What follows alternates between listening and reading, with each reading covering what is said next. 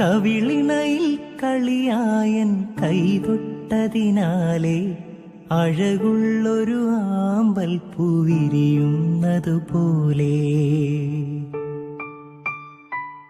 കവിളിണയിൽ കളിയായൻ കൈതൊട്ടതിനാലെ അഴകുള്ളൊരു ആമ്പൽ പൂവിരിയുന്നതുപോലെ. വിരിനെറ്റിയിൽ മണിമുത്തം തൊടുവിച്ചതിനാലെ ചെറുചുണ്ടിൽ നറുപുഞ്ചിരി വിടരുന്നതുപോലെ. ചെറുചുണ്ടിൽ നറുപുഞ്ചിരി വിടരുന്നതുപോലെ. അരികിൽ നിന്നകലാതെ ഇരിക്കാം, മിഴി രണ്ടും നനയുമ്പോൾ തുണയായിരിക്കാം.